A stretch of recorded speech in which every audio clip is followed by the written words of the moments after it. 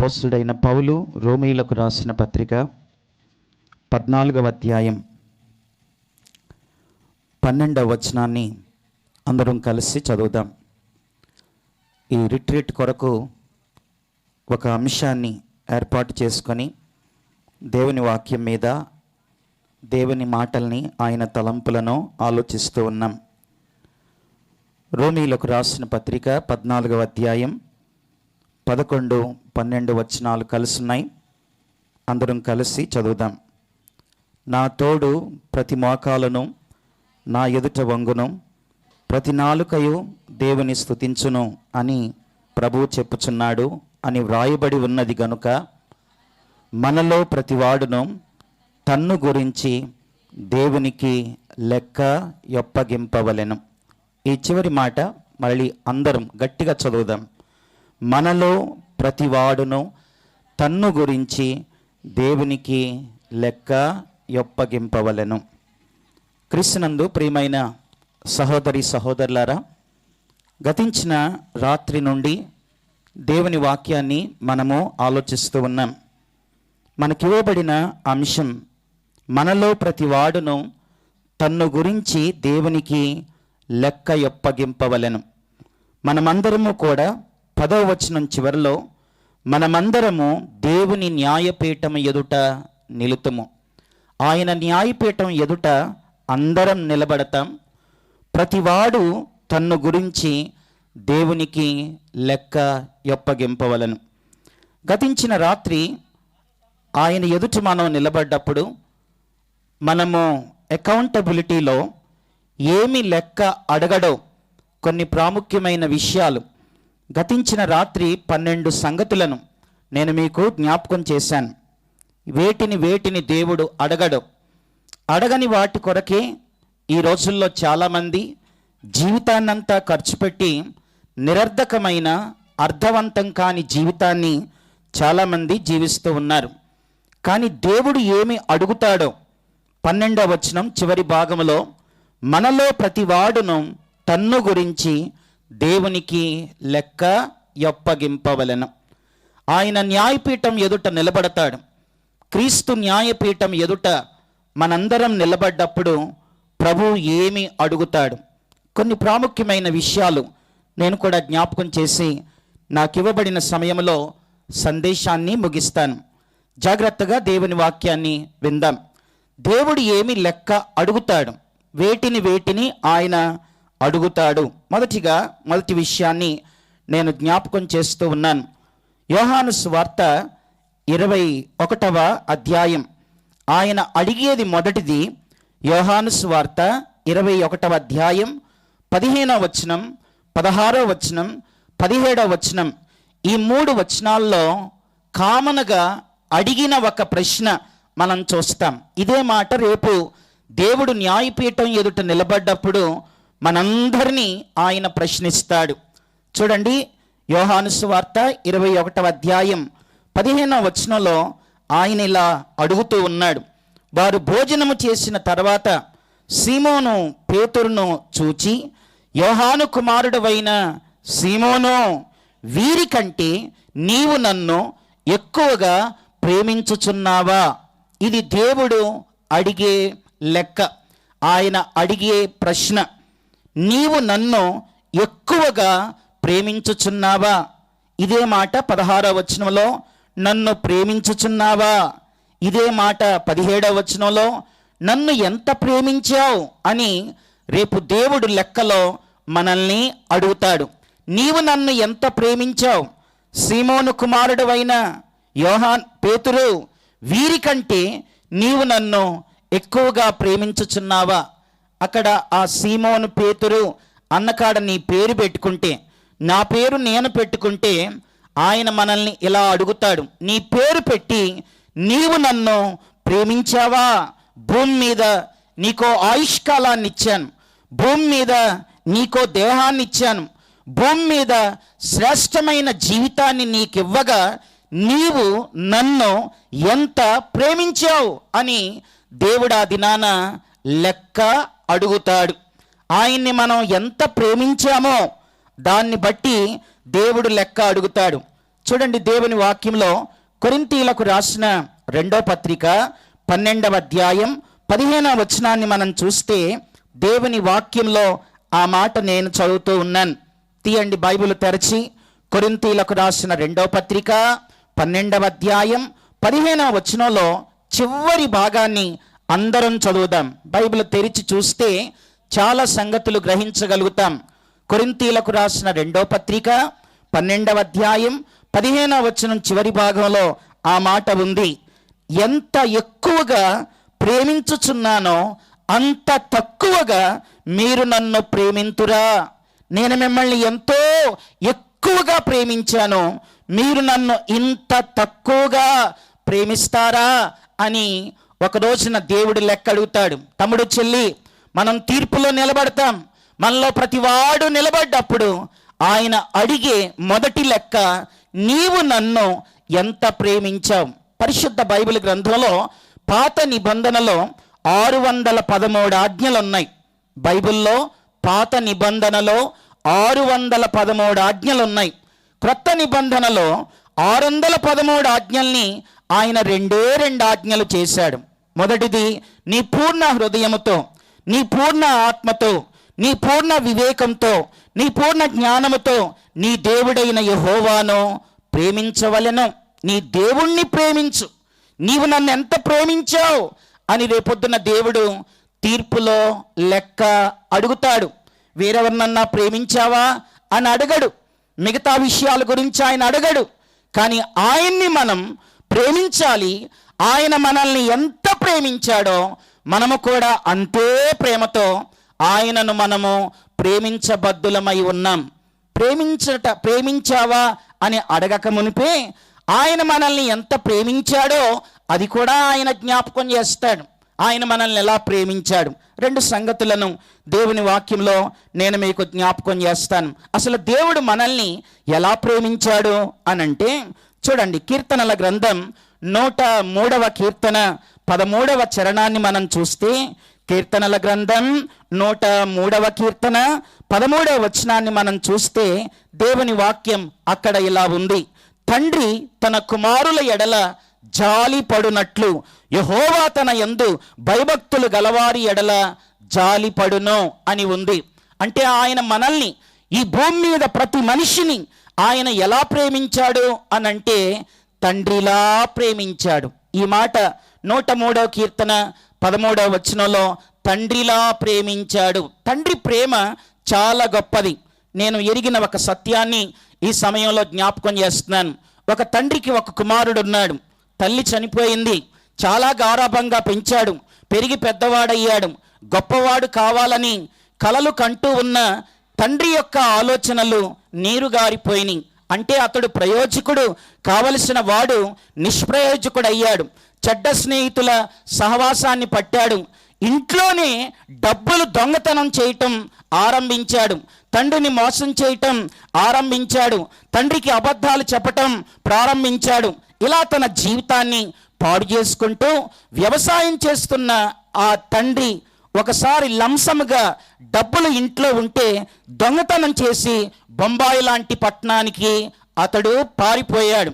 వెళ్ళిపోయిన కుమారుడు తిరిగి వస్తాడని తండ్రి ఎంతో కాలం నుంచి ఎదురు చూస్తూ ఉన్నాడు. కానీ కుమారుడు దూర ప్రాంతానికి వెళ్ళిపోయాడు.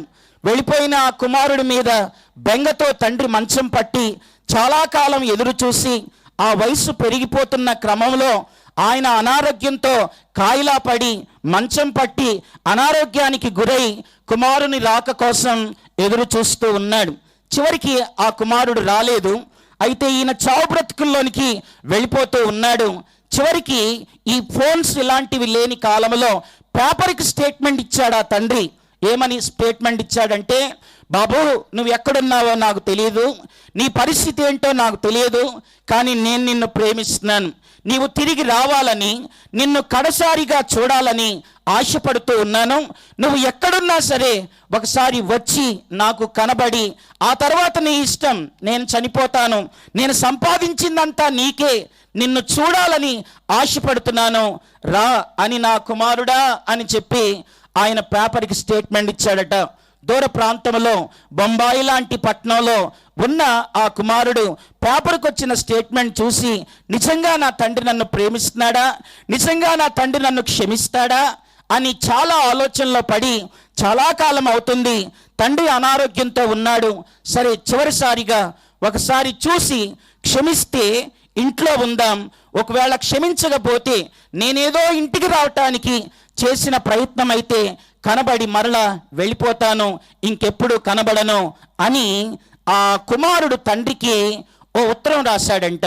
ఆ ఉత్తరంలో ఏమని రాశాడంటే, నాన్నగారు మీరిచ్చిన ప్రకటన నేను చూశాను, మీరు నన్ను ప్రేమిస్తున్నారని, మీరు నన్ను క్షమిస్తున్నారని నేను నమ్ముతున్నాను, నేను చేసింది తప్పే కానీ నేను నమ్ముతున్నాను, కాబట్టి నేను ఫలానా తారీఖున ఫలానా ట్రైన్లో మన ఇంటికి వస్తాను, రైల్వే స్టేషన్కి మన ఇల్లు చాలా దగ్గరగా ఉంది కదా, స్టేషన్లో దిగి ఇంటికి నడుచుకుంటూ వస్తాను, మన ఇంటి ముందు ఒక చెట్టు ఉంది, నాకు జ్ఞాపకం ఉంది, ఇంట్లో నుంచి నేను వెళ్ళిపోయేటప్పుడు మన ఇంటి ముందు చెట్టు ఉంది కదా, కనుక ఆ చెట్టు ఇంకా ఉందని నేను అనుకుంటున్నాను, ఆ చెట్టు మీద ఒక పచ్చ జెండా కట్టి ఉంచండి, ఆ పచ్చ జెండా నాకు దూరం నుండి కనిపిస్తే మీరు నన్ను ప్రేమిస్తున్నారని, మీరు నన్ను క్షమిస్తున్నారని అర్థం చేసుకొని నేను ఇంట్లోనికి వస్తాను, మీతోనే ఉంటాను, కానీ జెండా కనబడకపోతే మరలా నేను తిరిగి వెళ్ళిపోతాను, ఇంకా ఎన్నడూ మీకు కనిపించను అని కుమారుడు తండ్రికి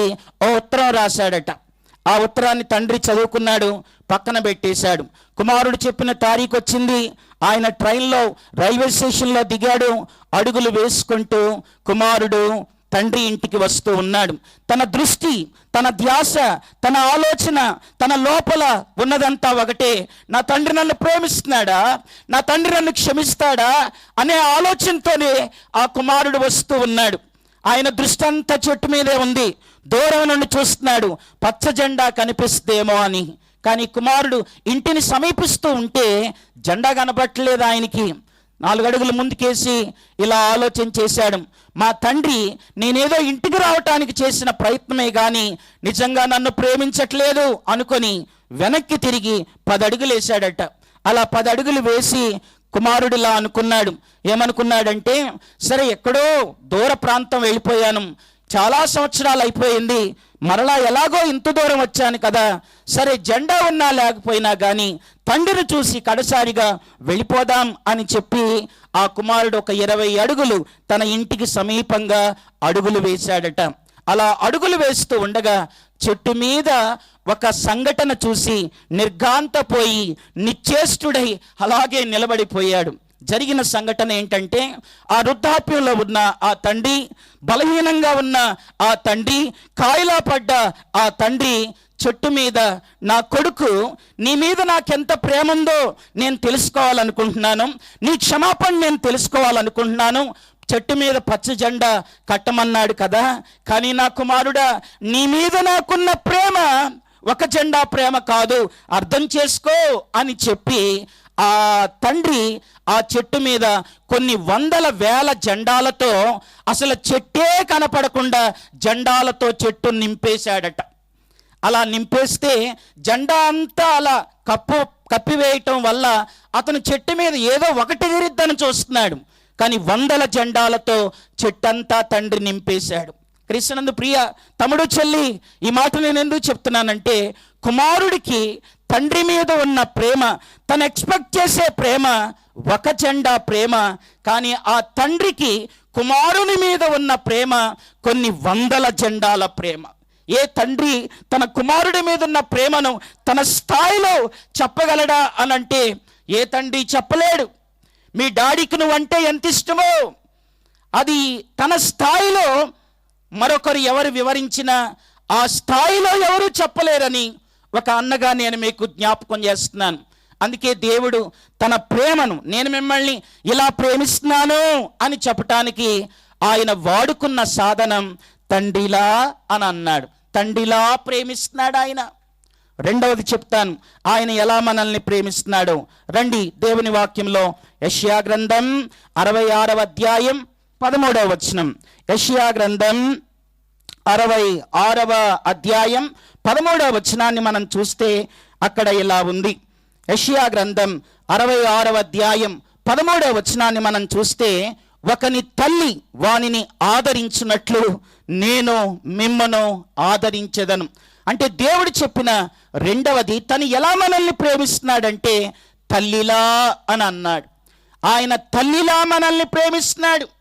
మీ అమ్మకు నువ్వంటే ఎంత ఇష్టమో, మీ మమ్మీకి నువ్వంటే ఎంత ఇష్టమో, మీ మమ్మీ స్థాయిలో మరొకరు ఆమె ప్రేమను నీ మీద ఎక్స్ప్రెస్ చేయటం అది ఎవరి వల్ల కాదు. దేవుడు తన ప్రేమను ఎలా వర్ణిస్తున్నాడంటే తల్లిలా ప్రేమిస్తున్నానని చెప్తున్నాడు. క్రీస్తునందు ప్రియులారా, చాలా సంవత్సరాల క్రితం మొదటి ప్రపంచ యుద్ధానికి కొంచెం ముందు కాలంలో బ్రిటన్ దేశంలో ఒక రాజ్యవంశానికి చెందిన ఒక తల్లి తన చిన్న బిడ్డను తన ఎదలో పెట్టుకొని ప్రయాణం చేస్తూ ఉండగా, మొదటి ప్రపంచ యుద్ధానికి ముందు ఆమె ప్రయాణం చేస్తూ ఉన్నప్పుడు మంచు తుఫాను ఎగసి ఆ తుఫాను తాకిడికి ఆ మంచంతా ఆమె మీద పడిపోగా మంచు కింద ఆ యువరాణి ఉండిపోయింది. ఆమె అలా ఉండిపోయినప్పుడు ఆ తుఫాను తాకిడికి, మంచు తుఫాను తాకిడికి ఆ బ్రిటన్ దేశంలో చాలామంది చనిపోయినప్పుడు ఆమె ప్రయాణం వెళుతూ చనిపోయిందని తెలిసిన చాలామంది పనివారు ఆమెను వెతకగా ఓ మంచు పర్వతం, ఆ మంచు కింద ఆమె శవం కనబడింది, ఆమె బాడీ కనబడింది. ఆమె ఈ యాంగిల్లో ఉండి ఆమె కనబడింది. ఆమె ఒంటి మీద బట్టలు లేవు. సరే, ఏం బట్టలు లేకుండా ఇలా పరిస్థితి ఎలా వచ్చింది అని చెప్పి ఆ బట్టలు ఆమెని తీసి ఆ చనిపోయిన శవాన్ని తీస్తే ఆమె కింద ఒక చిన్న బిడ్డ ఏడుస్తూ ఉన్నాడట. అర్థమైంది విషయం వాళ్ళకి. ఆ బిడ్డ చనిపోకూడదని ఆ తల్లి తన ఎదలో తన ఒంటి మీద ఉన్న బట్టలన్నీ ఆ బిడ్డకు కప్పి ఆ వెట్ట కలగాలని ఆ బిడ్డను కాపాడి ఆ తర్వాత ఆ తల్లి చనిపోయింది. ఆ చనిపోయిన తర్వాత ఆ బిడ్డను తీశారు. ఆ బిడ్డ బ్రతికాడు, ఆ బిడ్డ పెరిగాడు, ఆ బిడ్డ పెద్దవాడయ్యాడు. ఆ బిడ్డ పేరే డేవిడ్ జార్జ్.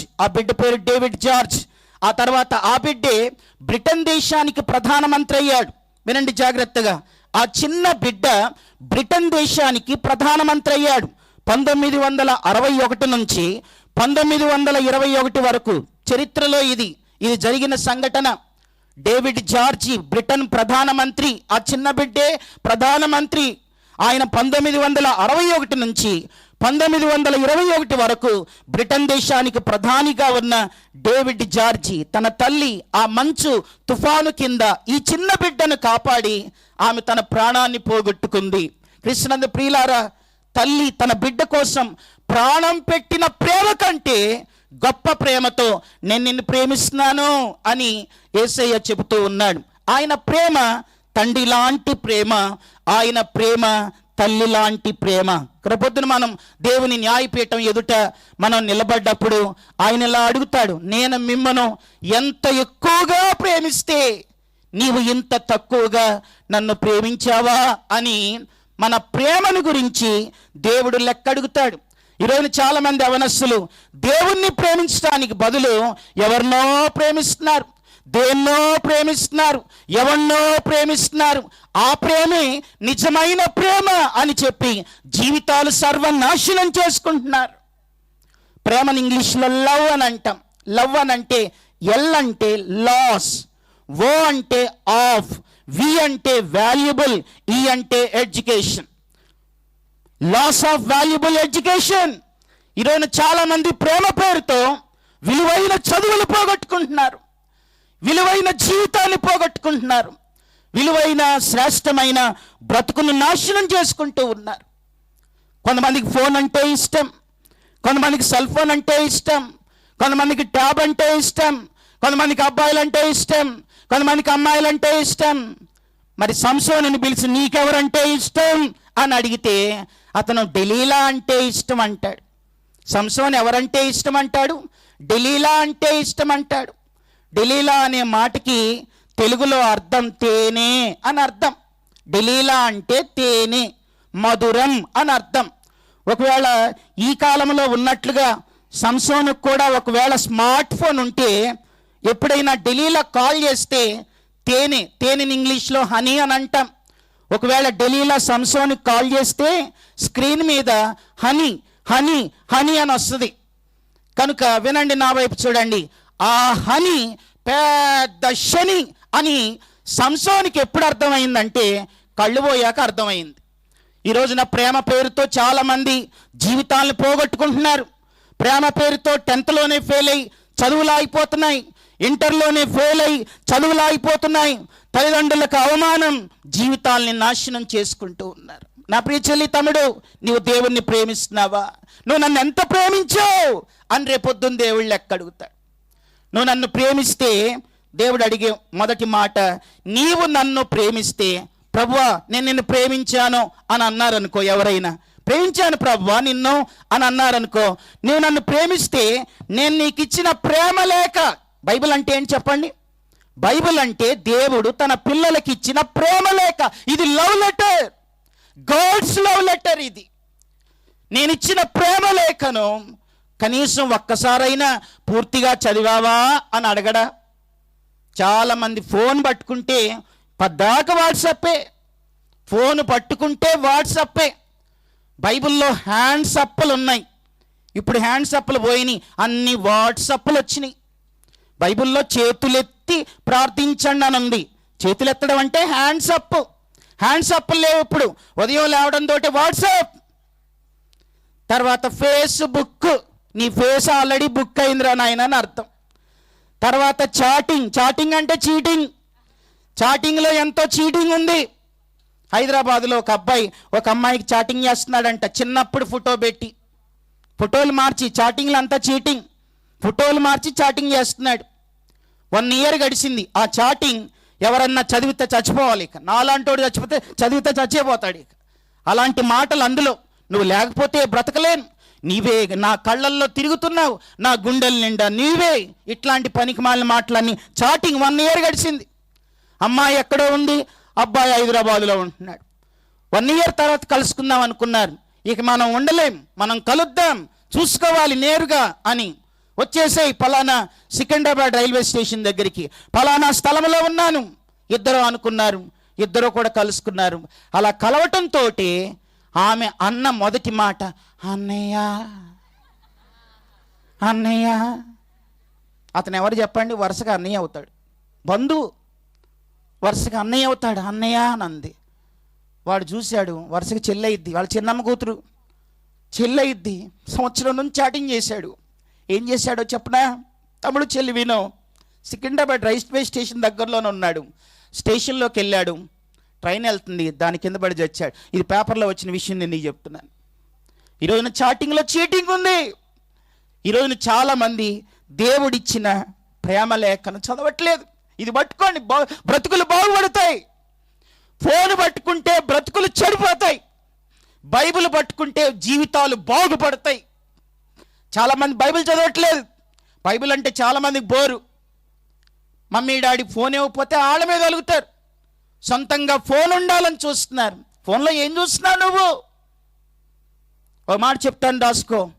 ఎవరూ చూడట్లేదని తప్పు చేయకు, అందరూ చేస్తున్నారని అప్పు చేయకు.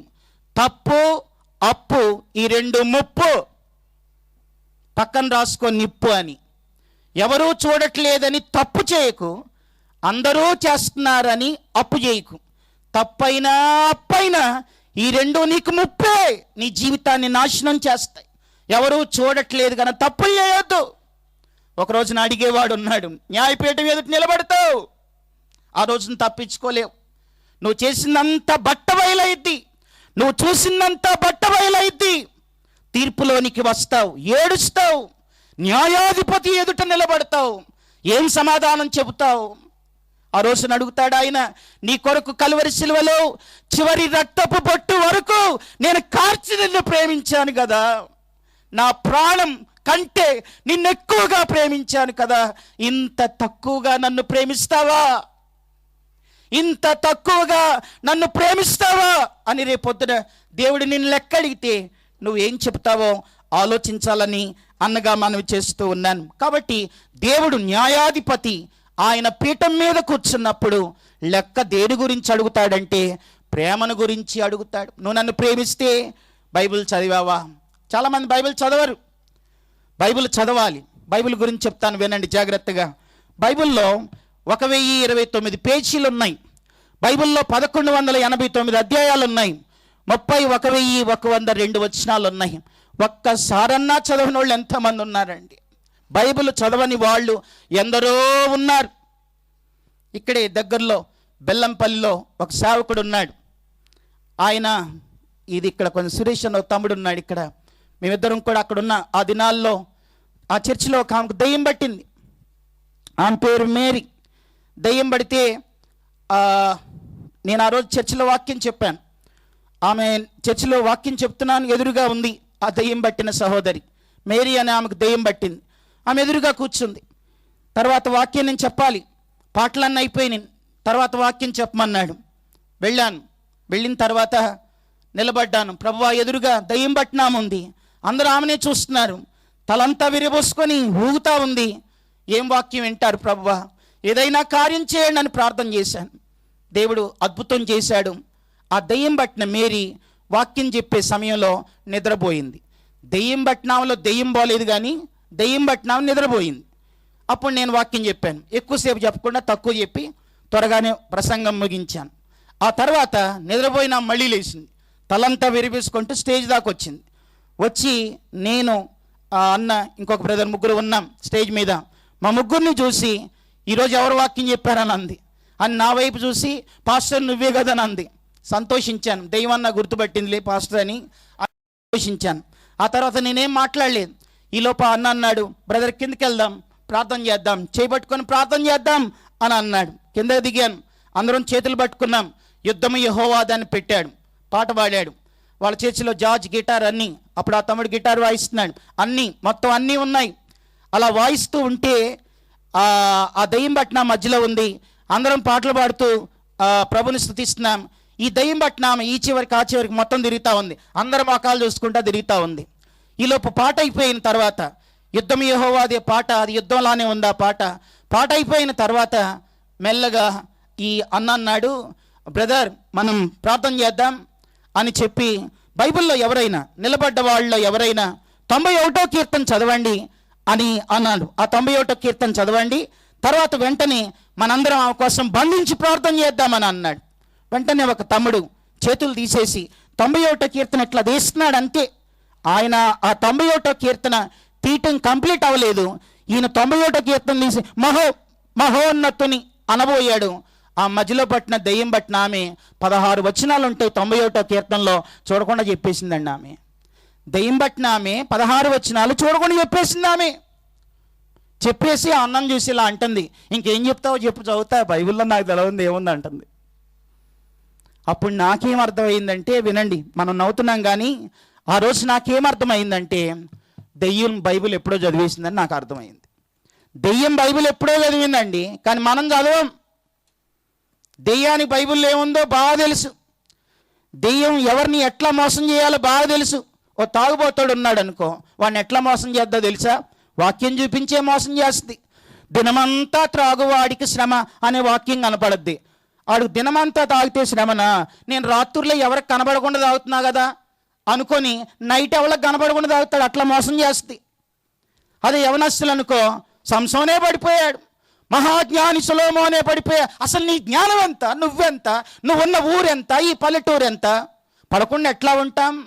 యవనస్తులు తప్పక తొట్టిల్లుదురు, ఆ వాక్యం గుర్తొస్తుంది. కానీ దెయ్యం ఆ కిందన్న మాటని అక్కడి వరకు నేను వెళ్ళనివ్వడు.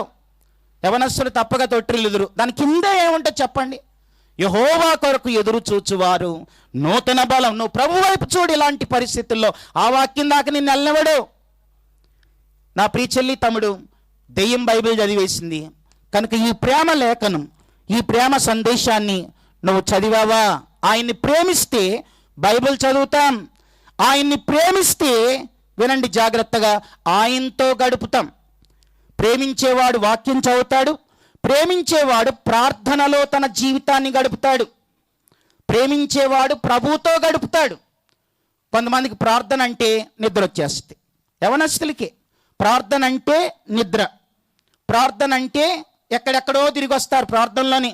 అలా మంచిర్యాల వెళ్తారు, ఇటు బెల్లంపల్లి వెళ్తారు, ఆ తర్వాత ఆసిఫాబాద్ పోతారు, అటు కరీంనగర్, హైదరాబాద్. ప్రార్థనలోని ఇవన్నీ కూడా చాలామంది ప్రార్థనలోనే ప్రపంచం అంతా ఊహాగానాల్లో తిరిగి వస్తూ ఉంటారు. మళ్ళీ ఇక్కడ మళ్ళీ ప్రభువా స్తోత్రం స్తోత్రం స్తోత్రం. ఇలాంటిది ఉంటుంది. దేవుణ్ణి ప్రేమించేవాడు ప్రభుతో గడుపుతాడు. దేవుణ్ణి నువ్వు ఎంత ప్రేమిస్తే అంత ఎక్కువ గడుపుతావండి. ఒక చిన్న మాట చెప్తాను. ఒకసారి బైబిల్లో ఉన్న విషయాలను ఆధారం చేసుకొని ఓ భక్తుడు ఇలా ప్రార్థన చేస్తున్నాడంట. ప్రభువా మోషే ప్రార్థన చేస్తే ఎర్ర సముద్రం పాయలైపోయింది నాయన. యెహోషువ ప్రార్థన చేస్తే సూర్యచంద్రులు ఆగిపోయారు ప్రభువా. ఇలా బైబిల్లో ఎంతో మంది భక్తులు ప్రార్థన చేస్తే ఎన్నో గొప్ప కార్యాలు చేశావు, నువ్వు మారిపోయావు ప్రభువా అని అన్నాడంట. నువ్వు మారిపోయావు ప్రభువా, ఈ రోజుల్లో అలాంటి కార్యాలు ఏం చేయట్లేదండి ప్రభువా అని అన్నాడంట. వెంటనే దేవుడు బాబు ఏం ప్రార్థన చేస్తున్నావు అన్నాడంట. ప్రభువా ఏలియా, మోషే, యెహోషువ ఇలాంటి భక్తులంతా ప్రార్థన చేస్తే ప్రభువా ఎన్నో గొప్ప కార్యాలు చేశావు, నువ్వు మారిపోయావు ప్రభువా అని అన్నాడంట. అప్పుడు దేవుడు అన్నాడంట, నేను మారటం కాదు నాయన, నేను మారిపోయానని నువ్వు అనుకుంటున్నావు, కానీ మోషే, యెహోషువ, ఏలియా ఇలాంటి వాళ్ళు చేస్తే ఎన్నో అద్భుతాలు చేశాను, కానీ ఈనాటి దినాలలో ఆనాటి భక్తుల్లాంటి భక్తులు ఏరి అని ప్రభు అడిగాడంట. ఈనాటి దినాల్లో ఆనాటి భక్తుల్లాంటి భక్తులేరి. నేను ఒక్క మాట చెప్తాను. ఆనాటి క్రైస్తవులు నాటు క్రైస్తవులు, ఈనాటి క్రైస్తవులు నాజూకు క్రైస్తవులు. మనకు అసలు కుర్చీ లేకపోతే కిందే కూర్చోం. నాజూకు క్రైస్తవులు. ప్రార్థన అంటే మోకాళ్ళు అంగో, అంతా నాజూకు వాళ్ళు నాటు క్రైస్తవులు, మనము నాజూకు క్రైస్తవులు. కనుక ప్రేమించేవాడు ప్రభుతో గడుపుతాడు. ఎవరు లోకంతో ఎక్కువ గడుపుతారో వారు దేవునితో గడపలేరు. ఎవరు ఎక్కువ దేవునితో గడుపుతారో వారు లోకంతో ఎక్కువ గడపలేరు. నువ్వు లోకంతో ఎక్కువ గడిపితే దేవుడు నీకు దూరంగా ఉంటాడు. నువ్వు దేవునికి దగ్గరగా ఉంటే లోకం నీకు దూరం అయిపోద్ది. ప్రభువుని ప్రేమించేవాడు దేవునికి దగ్గరగా జీవిస్తాడు. ప్రభువుని ప్రేమించేవాడు పాపానికి దూరంగా బ్రతుకుతాడు. ప్రభువుని ప్రేమించేవాడు తన దేహాన్ని కాపాడుకుంటాడు. ప్రభువుని ప్రేమించేవాడు పరిశుద్ధంగా బ్రతుకుతాడు. ప్రభువుని ప్రేమించేవాడు ప్రభువు కోసం ఏదైనా త్యాగాలు చేస్తాడు.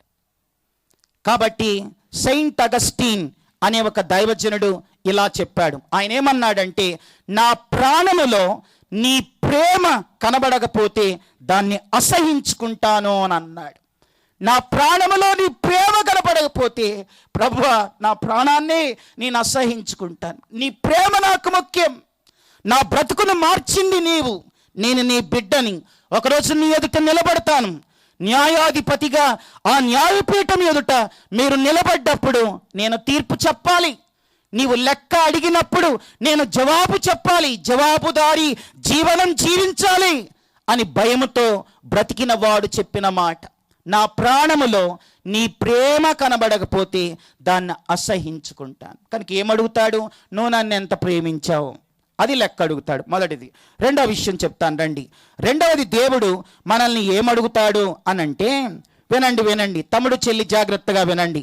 దేవుడు మనల్ని ఏమి లెక్క అడుగుతాడు అనంటే, రెండవది, నీకు జన్మనిచ్చిన తల్లిదండ్రులను సంతోషపరిచావా, ఏడిపించావా అని లెక్క అడుగుతాడు. ఇది రెండవది. ఒకటి, నన్ను ఎంత ప్రేమించావు అని అడుగుతాడు. రెండవది, నీకు జన్మనిచ్చిన తల్లిదండ్రులను ఏడిపించావా, సంతోషపరిచావా అని లెక్క అడుగుతాడు. రండి నిర్గమాకాండంలో 20వ అధ్యాయం. నిర్గమాకాండం 20వ అధ్యాయం. నిర్గమాకాండం 20వ అధ్యాయం అనటంతో మనకి 10 ఆజ్ఞలు మనకి అందులో కనిపిస్తాయి. ఇవి దేవుడిచ్చిన ఆజ్ఞలు, తన పిల్లలకిచ్చిన ఆజ్ఞలు. ఇవి దేవుని ఆజ్ఞలు. ఆ ఆజ్ఞలలో 12వ వచనాన్ని మనం చూస్తే దేవుడే ఇలా చెప్పాడు. ఆయన దేవాది దేవుడు చెప్పిన మాట. చదవండి అందరూ కూడా, పిల్లలంతా చదవండి. నిర్గమాకాండం 20వ అధ్యాయం 12వ వచనం. నీ దేవుడైన యెహోవా నీకనుగ్రహించు దేశములో నీవు దీర్ఘాయుష్మంతుడవగునట్లు నీ తండ్రిని నీ తల్లిని సన్మానించుము. మళ్ళా చదవండి మాట పిల్లలు. నీ తండ్రిని నీ తల్లిని సన్మానించు అనంటే మహారాజా కుర్చీ వేసి రోజుకో శాలువా కప్పి దండం పెట్టడం కాదు సన్మానించటం అంటే. సన్మానించటం అనంటే వాళ్ళని ఏడిపించకుండా చూసుకోవటమే సన్మానించటం. నీ తల్లిదండ్రులు నీ విషయంలో ఎప్పుడు ఏడవకూడదు. కొంతమంది తల్లిదండ్రులు గుండెల మీద చెయ్యేసుకొని నువ్వు పుట్టకపోతే బాగుండ్రా అనేవాళ్ళు లేరా? నువ్వు పుట్టకపోతే బాగుండు అనే తల్లిదండ్రులు ఉన్నారండి. ఈరోజు చాలామంది పిల్లలు తల్లిదండ్రులను ఏడిపిస్తున్నారు. వినండి, నా జీవితంలో నేను ఎన్నో సంఘటనలు చూస్తున్నాను. ఒకసారి ఆంధ్రాలో మీటింగ్స్కి వెళ్ళాను. కరీంనగర్కి వస్తున్నాను. విజయవాడ నుంచి కరీంనగర్కి బస్సులో వస్తున్నాను. రాత్రి 11 అవుతుంది. అక్కడ నేను బస్సు ఎక్కినప్పుడు వేగంగా బస్సు వస్తుంది. అలా బస్సులో కూర్చున్నాను. అటువైపున ఒక అబ్బాయి అమ్మాయి, వాళ్ళిద్దరు ఏదో సాఫ్ట్వేర్, ఆమెకు పెళ్లి కాలేదు. తర్వాత దేవుణ్ణి నమ్మనామి పకపక నవ్వుతా ఉంది, జోకులు వేసుకుంటా ఉన్నారు. అర్థమైంది లోక ప్రేమలో ఉన్న పిచ్చి ప్రేమల్లో సాగుతున్న పిచ్చోళ్ళని అర్థమైంది. సరే, బస్సు వెళుతూ ఉంది. బస్సు వేగంగా వెళుతూ ఉంటే 11:45, 12 ఆ ప్రాంతంలో కోదాడ దాటి ఖమ్మానికి బస్సు వస్తూ ఉంది. అలా వస్తున్నప్పుడు ఆ పాపకి ఫోన్ వచ్చింది. ఫోన్ రింగ్ అయింది. ఫోన్ రింగ్ అయితే ఆ పాప ఫోన్ లిఫ్ట్ చేసింది.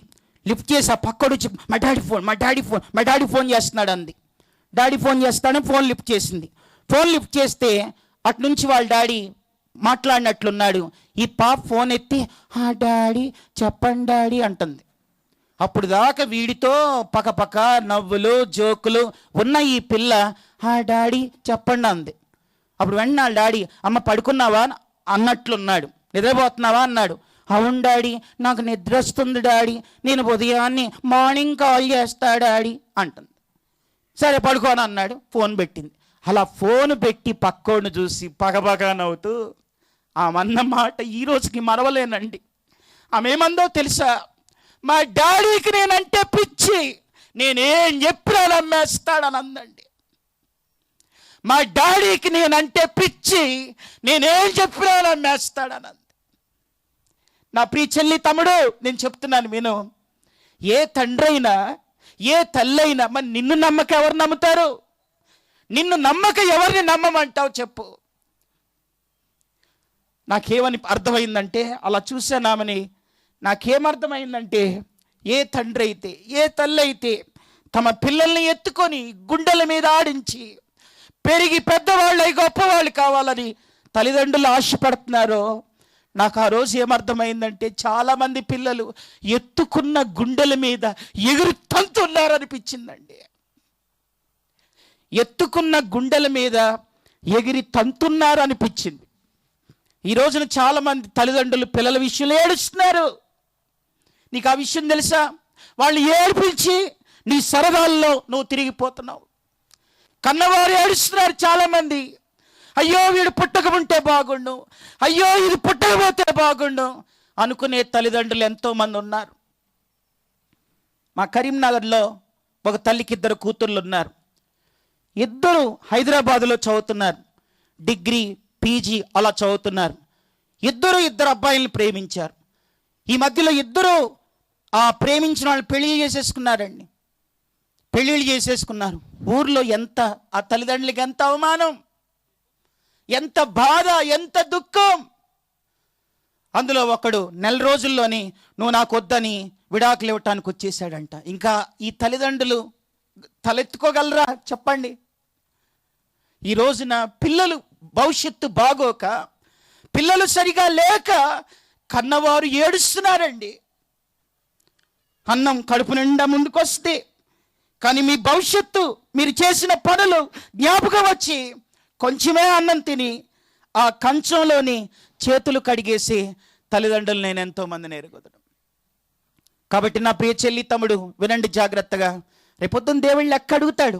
నిన్ను కన్న తల్లిని తండ్రిని సంతోషపరిచావా, ఏడిపించావా?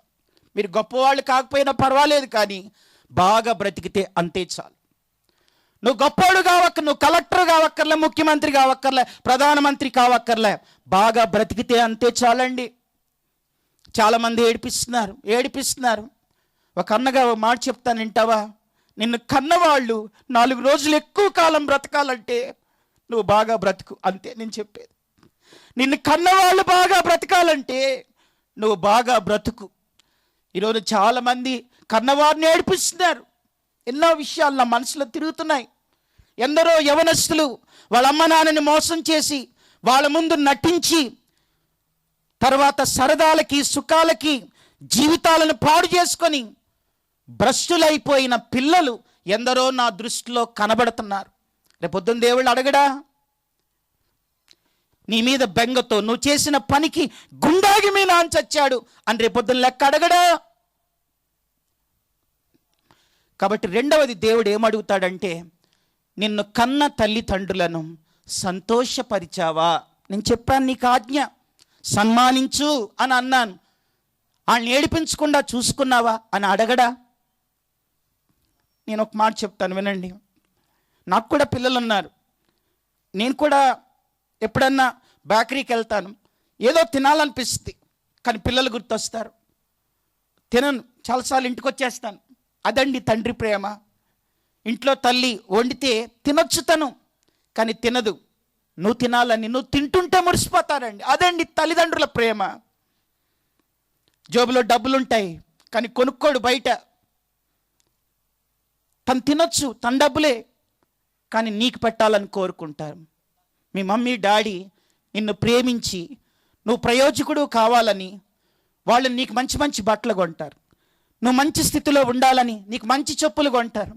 మీ డాడీ నీకు మంచి చెప్పులు కొంటాడు, తను మాత్రం అరిగిపోయిన చెప్పులు, చినిగిపోయిన చెప్పులు అవి వేసుకొని తిరుగుతాడండి తండ్రి.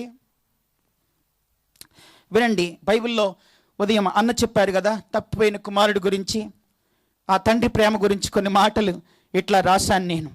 ఆ మాటలు ఏంటంటే వినండి. తప్పిపోయిన కుమారుడు తండ్రికి దూరం అయితే ఇలా అనుకున్నాడంట. తండ్రికి దూరం అయిపోతే నాకు బాగా కలిసి వస్తుందిలే అనుకున్నాడంట. కానీ ఆ తండ్రి వీడికి ఎప్పటికైనా తెలిసి వస్తుందిలే అనుకొని ఆస్తి ఇచ్చాడట. కుమారుడేమో తప్పిపోతే నాకు కలిసి వస్తుందిలే అనుకున్నాడంట. తండ్రి ఏమో వీడికి ఎప్పటికైనా తెలిసి వస్తుందిలే అనుకున్నాడట. ఆ తండ్రి, తప్పిపోయిన కుమారుడు తండ్రికి దూరం అయిపోయి బుద్ధి తెచ్చుకొని తిరిగి వచ్చినప్పుడు తండ్రికి ముద్దొచ్చాడు. కుమారుడు తిరిగి వచ్చినప్పుడు తండ్రికి ముద్దొచ్చాడు. కారణం తిరిగి వచ్చాడు కాబట్టే ముద్దొచ్చాడు. ఆ తండ్రి ఎంత ప్రేమ గలవాడంటే ఆస్తిని అడిగితే ఆస్తినిచ్చాడు. లెక్కలు అడగలేదు, ఎండిపోయిన డొక్కల్ని చూశాడు. ముద్దకు నోచుకొని కుమారుణ్ణి ముద్దులతో ముంచెత్తాడు. ఆస్తిని అడిగితే ఆస్తినిచ్చాడు. తర్వాత తండ్రిని విడిచిన తర్వాత, తండ్రి చేతిలో ఉన్నప్పుడు వృద్ధి చెందాడు. తండ్రిని విడిచిన తర్వాత వ్యర్థుడైపోయాడు. దూరంగా ఉండి తప్పటడుగులు వేస్తూ తిరిగొచ్చిన ఆ కుమారుణ్ణి ఆయన ముద్దులతో ముంచెత్తాడండి. కూలివానిగా చేసుకో అని అడగటానికి వస్తూ ఉంటే కుమారునిగా చేసుకోని అన్నాడు. అసలు ఆ కుమారుడు ఎంత బుద్ధి వచ్చినప్పుడు ఎలాంటి వివేచన వచ్చిందో తెలుసా? నేను ఇంటికి వెళ్తాను, మా డాడీ నన్ను చూడటంతో నువ్వు నా కుమారుడు కాదురా ఇక అని అంటాడు. అందుకే ముందే నేనే చెప్పేస్తాను, డాడీ నీ కుమారుడిని అనిపించుకోవటానికి నాలో ఏ యోగ్యత లేదు డాడీ, నన్ను చేర్చుకో డాడీ అని అడుగుదామని ముందే అనుకొని వెళ్ళిపోయాడు. నేను యోగ్యుణ్ణి కాను. అలా తిరిగి వచ్చాడండి ఆ కుమారుడు. ఆ తండ్రికి ఎంత మంచి పనులు చేశాడు. పందుల దగ్గర ఉన్నవాడికి ఏం చేశాడు? విందులు చేసి ఇచ్చాడు. పందుల దగ్గర ఉన్నవాడికి విందులు చేశాడు. తప్పులు చేసి వచ్చిన వాడికి చెప్పులు కూడా చేసి ఇచ్చాడు. అడిగినవి ఇచ్చాడు, అడగనివి ఇచ్చాడు. ఉంగరం అడగలే, చెప్పులు అడగలే, వస్త్రాలు అడగలే, అయినా ఇచ్చాడండి. తండ్రి ప్రేమ చాలా గొప్పది. ఆకలితో చచ్చేవాడికి సమృద్ధినిచ్చాడు. పెద్దోడు జీతం కోరుకుంటే చిన్నవాడు జీవితం కోరుకున్నాడని అర్థం చేసుకున్న తండ్రి ప్రేమ ఎంత గొప్ప ప్రేమ. కాబట్టి నీ తల్లిదండ్రులను ప్రేమించావా? నీ తల్లిదండ్రులను ఏడిపించావా అని దేవుడు రేపొద్దున లెక్క అడగడా? అడుగుతాడు. కొలస్సీలకు రాసిన పత్రిక 3వ అధ్యాయం చదవండి ఈ మాట. కొలస్సీలకు రాసిన పత్రిక 3వ అధ్యాయం 20వ వచనం. కొలస్సీలకు రాసిన పత్రిక 3వ అధ్యాయం 20వ వచనాన్ని మనం చూస్తే అక్కడ ఇలా ఉంది. కొలస్సీ 3:20లో చూస్తే, పిల్లలారా చదవండి, పిల్లలందరూ చదవండి, యవనస్తులందరూ చదవండి. కొలస్సీ 3:20, పిల్లలారా అన్ని విషయములలో మీ తల్లిదండ్రుల మాట వినుడి. అన్ని విషయాలు. కొన్నిసార్లు నేను వినను, నువ్వు చెప్పింది చేయను, నా ఇష్టం అనేవాళ్ళు ఉన్నారండి. నా ఇష్టం, నా ఇష్టం అనే దెయ్యం మాట. ఇక్కడ ఒక మాట చెప్తాను వినండి. ఎవరైనా నా ఇష్టం అన్నారో అది నీకే నష్టం. నా ఇష్టం అన్నావో అది నీకే కష్టం. నా ఇష్టం అన్నావో అది నీకే అరిష్టం. అరిష్టం అంటే దరిద్రం అని అర్థం. నీ ఇష్టం నీకే నష్టం, నీ ఇష్టం నీకే కష్టం, నీ ఇష్టం నీకే అరిష్టం. సంసోన్ నా ఇష్టం అని వెళ్ళాడు, గుడ్డోడు అయ్యాడు, అది అరిష్టం. తల్లిదండ్రుల మాట వినాలి, తల్లిదండ్రులకు లోబడాలి, తల్లిదండ్రులను ప్రేమించాలి, వారిని గౌరవించాలి, వారిని సన్మానించాలి, వారికి లోబడాలి, ఏడవకుండా ఏడిపించకుండా చూసుకోవాలండి. పిల్లలారా, అన్ని విషయములలో, అన్ని విషయాలంటే చెప్పులు వస్తాయా, క్లిప్పులు వస్తాయా, అన్నీ వస్తాయి. షాపింగ్కి వెళ్తావు, మమ్మీ డాడీ వద్దంటారు, నా ఇష్టం అంటావు. అన్ని విషయాలంటే అవి కూడా వస్తాయి, ప్రతీదీ వస్తుంది. అన్ని విషయాల్లో వాళ్ళ మాట వినండి, వాళ్ళ మాట వినండి, లోబడండి, వాళ్ళు ప్రేమించండి.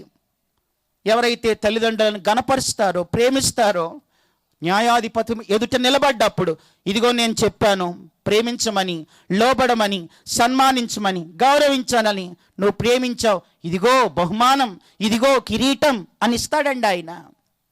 నిన్ను మెచ్చుకుంటాడు ఆయన. చూడండి దేవుని వాక్యంలో మరొక మాట, 23వ అధ్యాయం సామెతల గ్రంథం 23వ అధ్యాయం 25వ వచనం. చదవండి తొందరగా. సామెతల గ్రంథం 23వ అధ్యాయం 25వ వచనం. అక్కడ ఇలా ఉంది. సామెతల గ్రంథం 23వ అధ్యాయం 25వ వచనంలో, నీ తల్లిదండ్రులను నీవు సంతోషపెట్టవలెను, నిన్ను కనిన తల్లిని ఆనందపరచవలెను. తల్లిదండ్రులను సంతోషపెట్టాలని కింద మళ్ళీ నిన్ను కనిన తల్లిని ఆనందపరచవలెనని ఎందుకుంది? కింద మళ్ళీ తల్లి గురించి స్పెషల్గా ఎందుకు రాశాడు? పిల్లల గురించి ఎక్కువ శ్రద్ధ తీసుకునేది ఎక్కువ తల్లి అండి. తండ్రి ఆజ్ఞాపిస్తాడు, ఇలా ఉండాలిరా, అలా ఉండాలి, బయటికి పోతాడు ఎక్కువ ఆయన. కానీ ఇంట్లో నిన్ను పద్దాక గమనించేది, ఇది వద్దు, అది చేయొద్దు, ఇది చేయొద్దు, ఇలా ఉండాలి అని చెప్పేది తల్లే. నిన్ను కనిన తల్లిని ఆనందపరచవలెను. నిన్ను కన్న తల్లి కడుపు నిండా అన్నం తింటుందా? నిన్ను కన్న తల్లి నీ విషయంలో సంతోషంగా ఉందా? ఏడిపిస్తున్నావా? ఒకసారి నేను బస్సులో వెళుతున్నాను, ఓ పాప పద్దాక ఎవడికో ఎస్ఎంఎస్ చేస్తుంది, వాళ్ళ అమ్మ చూసినప్పుడు మళ్ళీ అంతా నిల్లు చేస్తుంది, మళ్ళీ ఇలా మూసేస్తుంది, ఏమీ తెలియకపోయిన అమాయకురాల్లో ఎట్టేట చూస్తుంది. వాళ్ళ అమ్మ 4-5 సార్లు చూసి, అమ్మ ఏం పద్దాక ఏదో నొక్కుతున్నావు ఏంటమ్మా అని అంది. అప్పుడు ఏమందో తెలుసా పిల్ల, ఐడియా వాడు మెసేజ్ పంపించాడు, డిలీట్ చేశాను మమ్మీ అని అంటుంది. ఐడియా వాడు అంట, ఆడ ఐడియా వాడు, ఈమె పంపేవాడు ఆడ ఐడియా వాడు. ఆడ ఐడియాతో ఈమె ఎక్కడ ఏం చేయాలో చేస్తుంది, ఆపరేట్ చేస్తున్నాడు idea. An idea can change your life. ఒక్క ఐడియా ఈమె జీవితాన్ని మార్చేసింది. ఐడియా పంపిస్తా, ఐడియా వాడి మెసేజ్ పెడుతున్నాడంట. ఎంత మోసం అండి. అమ్మా నాన్న దగ్గరేమో ఒకలాగా, బయట ఏమో ఒకలాగా, వేషాలు, మోసాలు. అలాంటి వాళ్ళని రేపొద్దున న్యాయాధిపతి ఎదుట నిలబడతావు, తీర్పులోనికి వస్తావు, దేవుడు లెక్క అడుగుతాడు, నీ డొక్క చీలుస్తాడు. అర్థం చేసుకోవాలి. కాబట్టి చూడండి దేవుని వాక్యంలో సామెతల గ్రంథం 30వ అధ్యాయం 17వ వచనం. సామెతలు 30:17. తండ్రిని అపహసించి తల్లి మాట వినలనని వాని కన్ను లోయ కాకులు పీకును, పక్షిరాజు పిల్లలు దానిని తినను. నీ తల్లిని దూషించి, నీ తండ్రిని అపహసించి తల్లి మాట వినని వాని కన్ను లోయ కాకులు పీకును, పక్షిరాజు పిల్లలు దానిని తినను. మరొక మాట 6వ అధ్యాయం సామెతల గ్రంథం 6వ అధ్యాయం 20వ వచనాన్ని చూస్తే అక్కడ ఎలా ఉంది. సామెతల గ్రంథం 6వ అధ్యాయం 20వ వచనాన్ని మనం చూస్తే అక్కడ ఇలా ఉంది. నా కుమారుడా, అక్కడ నీ పేరు పెట్టుకో, నీ తండ్రి ఆజ్ఞను గైకొనుము, నీ తల్లి ఉపదేశం త్రోసివేయకు. ఉపదేశం ఎక్కువసార్లు చెప్పిద్ది, ఇలా ఉండాలి, అలా ఉండాలని ఎన్నో విషయాలు చెప్తారు తల్లులు. వినాలి, లోబడాలి.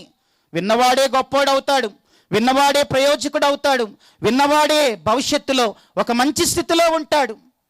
తల్లిదండ్రులను ఏడిపించి తల్లిదండ్రుల మాట వినకుండా దూరం అయిపోయి ఏ యవనస్తుడు చరిత్రలో బాగుపడ్డట్టు లేదు. కాబట్టి రేపొద్దున దేవుడు న్యాయాధిపతి ఎదుట నిలబడ్డప్పుడు, నువ్వు నన్ను ఎంత ప్రేమించావు, నేను నిన్ను ఇలా ప్రేమించాను, ఇంత ఎక్కువ నేను ప్రేమిస్తే ఇంత తక్కువ ప్రేమించావా అని అడుగుతాడు. రెండోది, నిన్ను కన్న తల్లిదండ్రులను సంతోషపరిచావా, ఏడిపించావా అని అడుగుతాడు. మూడవది, ఆయన ఏమడుగుతాడంటే మనకిచ్చిన శక్తి సామర్థ్యాలను బట్టి లెక్క అడుగుతాడు. నీకిచ్చిన శక్తి సామర్థ్యాలు, ఈ భూమి మీద కొందరు కుంటి వాళ్ళు ఉంటారు, కొందరు గ్రుడ్డివారు ఉంటారు, కొందరు మోగవారు ఉంటారు, కొందరు చెవిటి వాళ్ళు ఉంటారు. వీళ్ళందరినీ పుట్టించింది ఎవరు? నిర్గమాకాండం 4వ అధ్యాయం 11వ వచనం. త్వరగా చదవండి. నిర్గమాకాండం 4వ అధ్యాయం 11వ వచనాన్ని మనం చూస్తే అక్కడ ఇలా ఉంది. యెహోవా ఇలాగు సెలవిస్తున్నాడు, మానవునికి నోరిచ్చిన వాడెవడు? మోగవానినే గాని, చెవిటివానినే గాని, దృష్టి గలవాన్నే గాని, గ్రుడ్డివాన్నే గాని పుట్టించిన వాడు ఎవడు? యెహోవానైన నేనే కదా. నీ 2 కాళ్ళల్లో బలం ఉంది. నీకు 2 కాళ్ళు మంచివిచ్చాడు. నీ కాలు ఒకటి ఫోలియో కాదు, నీ చేతులు ఒకటి అవిటిది కాదు, నీవు గ్రుడ్డిదానివి కాదు, తర్వాత నీవు మోగదానివి కాదు, నీవు చెవిటి దానివి కాదు. నిన్ను అలా పుట్టించలేదు. దేవుడు నీకు శక్తి సామర్థ్యాలు ఇచ్చాడు.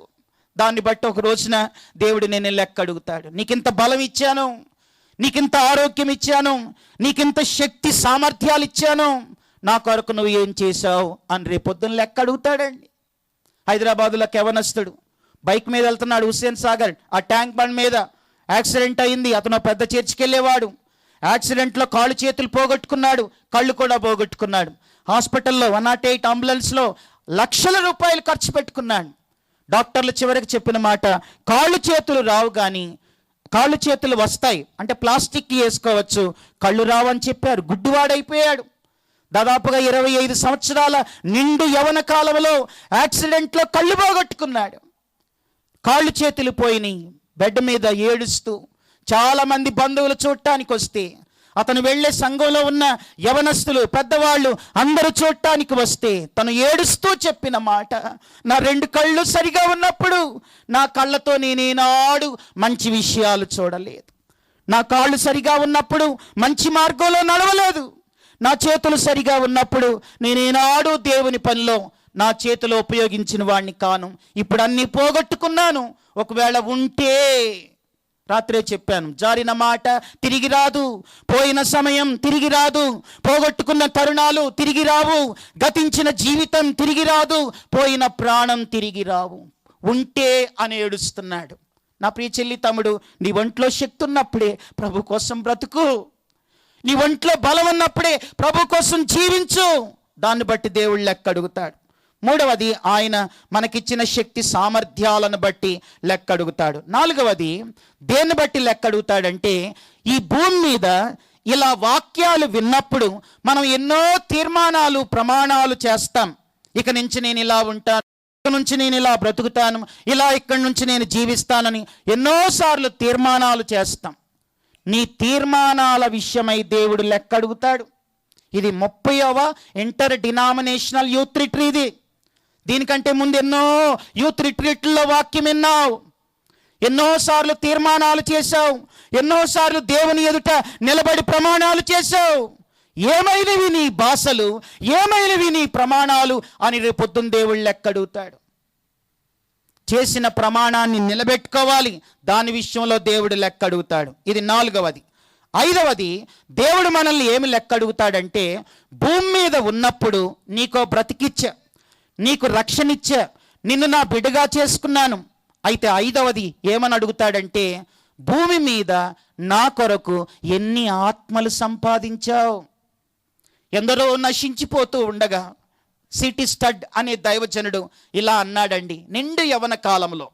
ఇప్పుడు ధోని, సచిన్ ఎలాంటి వాళ్ళు, సిటీ స్టడ్, ఆయన ఇంగ్లాండ్ దేశంలో, క్రికెట్ పుట్టిందో ఇంగ్లాండ్లో, ఇంగ్లాండ్ దేశంలో క్రికెటర్, మంచి క్రికెటర్ సిటీ స్టడ్ అనే దైవజనుడు. ఆయన ఇలా చెప్పాడు, నిండు యవన కాలంలో ఆయన ఏమన్నాడంటే, ప్రతి దినము 1000 ఆత్మలు నరకానికి పోతూ ఉండగా నా యవ్వన కాలాన్ని ఈ లోక గొప్పల కొరకు ఎలా ఖర్చు పెట్టగలను అన్నాడండి ఆయన. 1000 ఆత్మలు నశించిపోతూ ఉండగా నా యవ్వన కాలాన్ని నా కొరకే, దేవుడు అడగని వాటి కొరకు, నా కొరకే, ఈ లోకం కొరకు నా యవ్వన కాలాన్ని ఎలా ఖర్చు పెట్టగలను అని అన్నాడు. అని ఆ తర్వాత ఉన్నదంతా సేవకి సమర్పించి లక్షల రూపాయలు సమర్పించి అనేక దేశాలు తిరిగి అనేక ఆత్మల్ని సంపాదించిన వాడు సిటిస్టెడ్.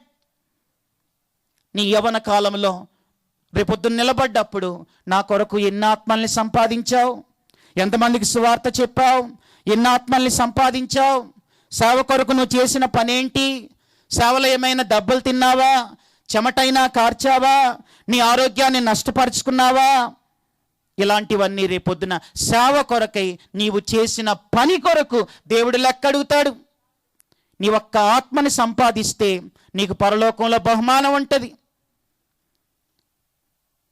నేను ఒక మాట చెప్తాను, నిన్నెవరో ఇక్కడికి తీసుకొచ్చారు కదా, ఎప్పుడో ఒకసారి నీవెవరినైనా ఒక్కసారైనా దేవుని దగ్గరికి తీసుకొచ్చావా అని అడుగుతాడు.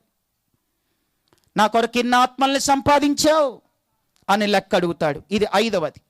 6వది ఆయన ఏమడుగుతాడంటే, చూడండి, కీర్తనల గ్రంథం 56వ కీర్తన 8వ వచనం. ఆయన ఇది అడుగుతాడు. 56వ కీర్తన 8వ వచనంలో చూస్తే అక్కడ ఇలా ఉంది, నా సంచారములను నీవు లెక్కించి ఉన్నావు, నా కన్నీళ్లు నీ బుడ్డిలో లెక్కించబడి ఉన్నవి. నా కన్నీళ్లు నీ బుడ్డిలో ఉన్నాయి.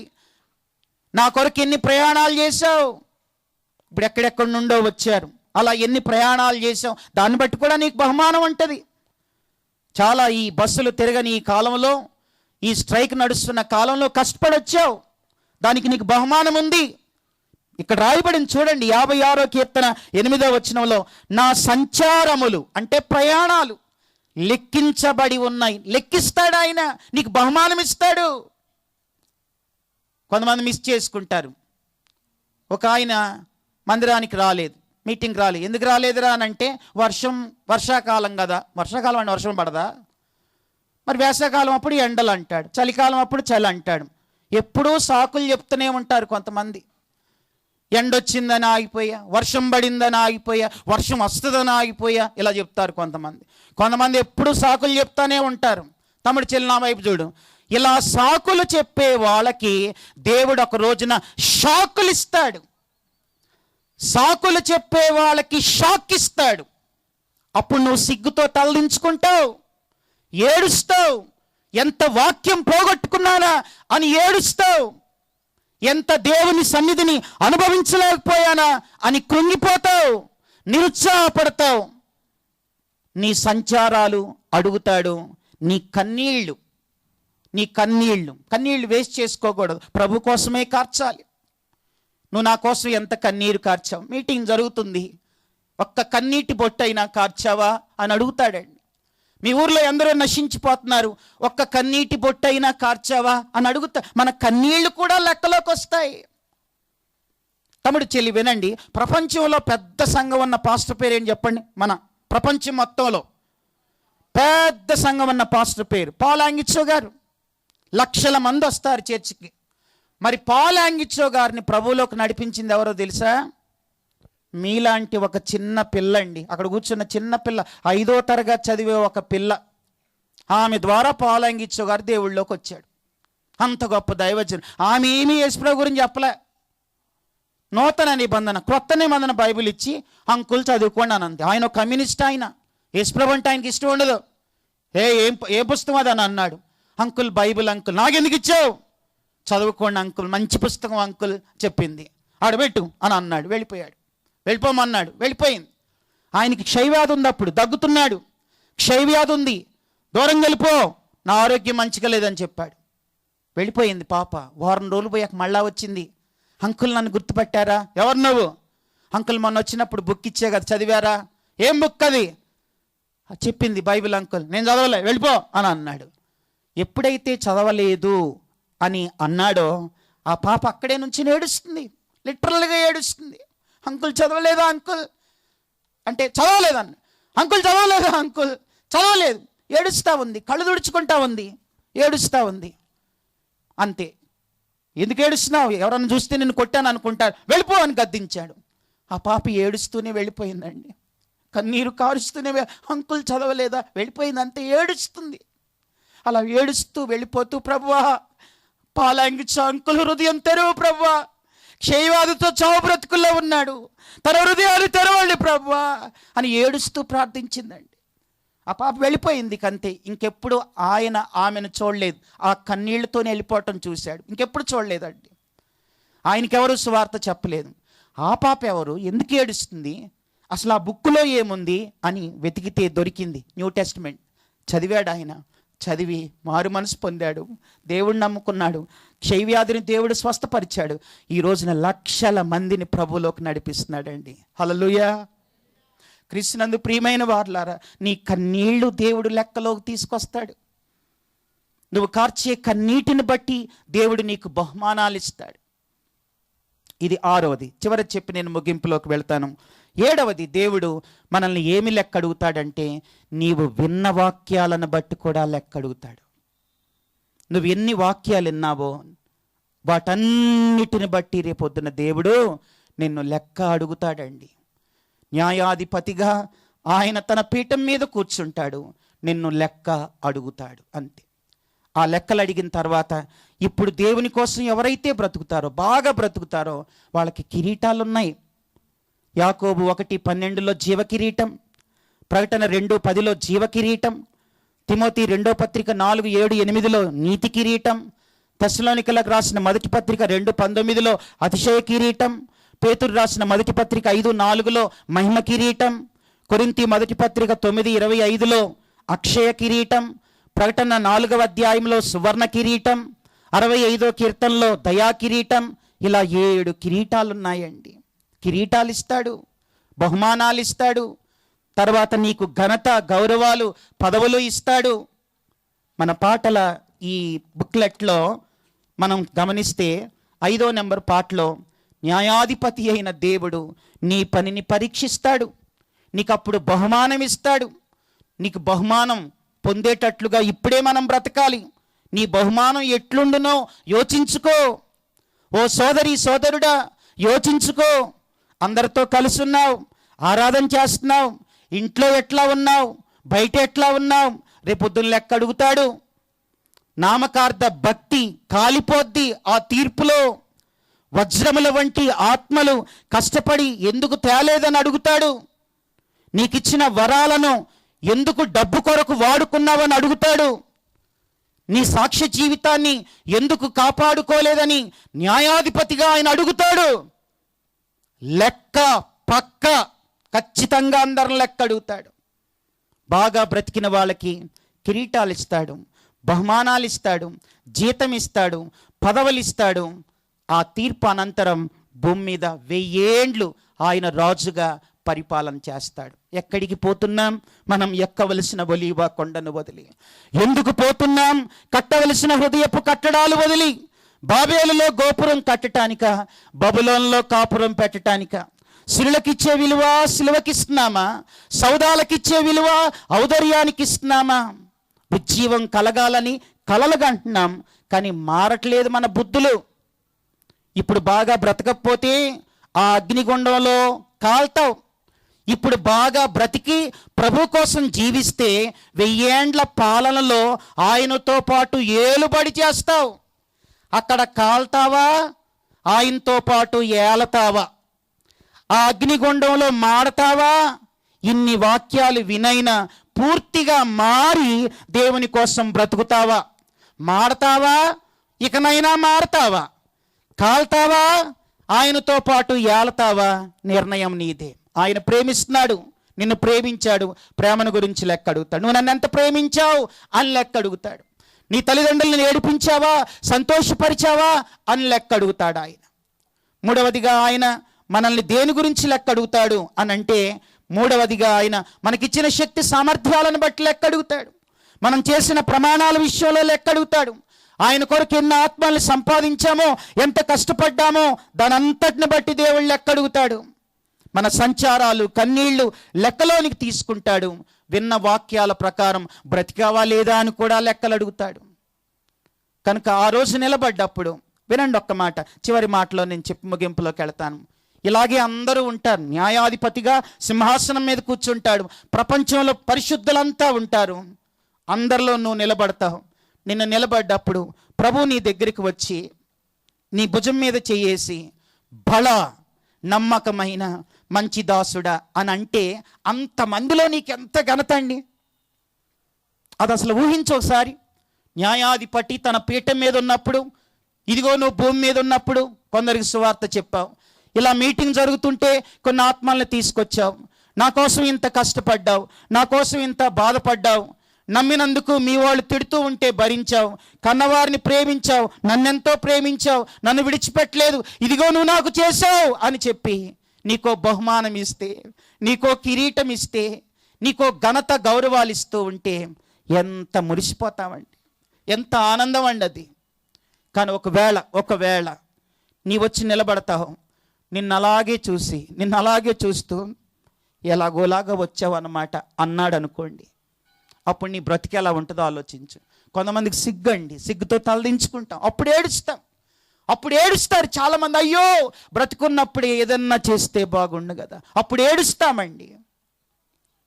బైబిల్లో ధనవంతుడు లాజరు ఉన్నారు కదా, ధనవంతుడు చచ్చిపోయి పాతాళానికి వెళ్ళాడు.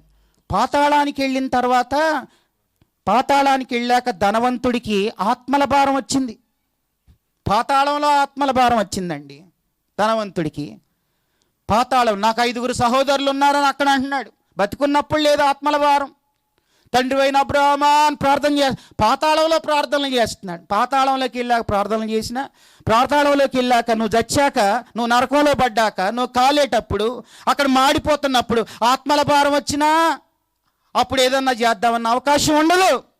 నువ్వు ఏది చేసినా ఇప్పుడే చేయాలంతే. నువ్వు ఏది చేసినా ఇప్పుడే చేయాలి. ఒకే ఒక్క లైఫ్, ఈ జీవితంలోనే ఏదైనా చేయాలి. ఏం చేస్తావో నిర్ణయం నీదే. తలవంచు, ప్రార్థన చేద్దాం. నిర్ణయం నీదే, తలవంచండి, ప్రార్థన చేసుకుందాం. ఒకే ఒక్క జీవితం, ఇది త్వరగా గతించిపోతూ ఉంది. శ్రేష్టమైన జీవితం ప్రభు నీకు ఇచ్చాడు. నువ్వు నన్ను ఎంత ప్రేమించావు అని దేవుడు లెక్క అడుగుతాడు. నువ్వు నా కోసం ఏం చేశావు అని లెక్క అడుగుతాడు. నువ్వు చేసిన దాన్ని దేవుడు మర్చిపోయేవాడు కాదు, ఆయన అన్యాయస్తుడు కాదు. నువ్వు ప్రభు కోసం బ్రతికితే, నువ్వు ప్రభు కోసం జీవిస్తే ఆయన నీకెన్నో బహుమానాలు, కిరీటాలు, పదవులు, మెప్పు, ఘనత ఇవేమీ లేకపోతే నువ్వు నొచ్చుకుంటావు, సిగ్గు పడుతూ ఉంటావు, తీర్పులో నిలబడతావు, కుమిలిపోతావు, ఏడుస్తావు, అంగలారుస్తావు, అయ్యో అని దుఃఖిస్తావు. ఆ పరిస్థితి నీకు రాకమునుపే, నీ కంఠంలో ప్రాణం ఉన్నప్పుడే మంచి తీర్మానం చేసుకొని, ప్రభువా ఇక నుండైనా నీవు నాకు ఏదో ఒక బహుమానం, ఏదో ఒక పదవి, ఏదో ఒక ఘనత, ఏదో ఒక మెప్పు పొందేటట్లుగా నీ కోసం బ్రతుకుతాను. ఇదిగో దేవా